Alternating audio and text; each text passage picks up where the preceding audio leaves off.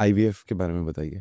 So IVF, in vitro fertilisation, यानी बच्चा जो है वो बॉडी के बाहर बन रहा है। तो आईवीएफ के मैं स्टेप्स आपको बहुत सिंपल वे में समझाती हूँ, जिससे यू नो कि क्या होता है। तो आप जब डॉक्टर के पास फर्स्ट विजिट पे जाते हो, या whichever visit we decide कि अब हमको आईवीएफ करना है, सो हम पेशेंट को कुछ सर्टेन मल्टीविटामिन्स देते हैं, न्यूट्रिएंट्स देते हैं, मेडिसिन देते हैं, जिससे हमको सारे एग्स एक ही साइज के मिलें। क्यों? आई कम टू दैट। एंड हम पीरियड के सेकेंड डे पे पेशेंट को बुलाते हैं, जब उसके सारे एग्स सेम साइज के होते हैं, छोटे छोटे छोटे छोटे, जिससे जब हम इंजेक्शन देना शुरू करें तो हर अंडा इक्वल अमाउंट ऑफ इंजेक्शन पिए। ऐसा ना हो कि बड़ा वाला अंडा सारा इंजेक्शन पी जाए और छोटे वाले बेचारे कमजोर रह जाए, क्योंकि हमको मैक्सिमम एग्स रिट्रीव करना है। करेक्ट?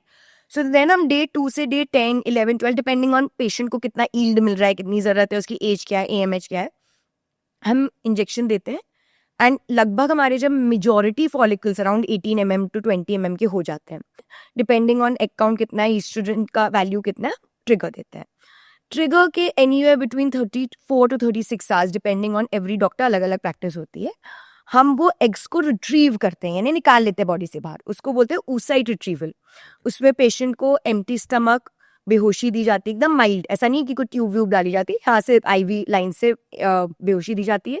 5 मिनट्स का प्रोसीजर होता है, जैसे सोनोग्राफी होती है, जिस सेम सोनोग्राफी में हम एक पतली सी नीडल अटैच करते हैं, and through the vaginal canal only, नीचे से देयर इज नो स्टिच और anything that comes, all the eggs come out.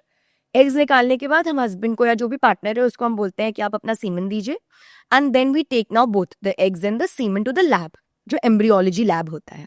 आजकल हम उसको वी मेक श्योर कि एक स्पर्म एक एग के अंदर घुसे, जिसको हम इक्सी बोलते हैं, उससे चांसेस ऑफ फर्टिलाइजेशन बढ़ जाता है।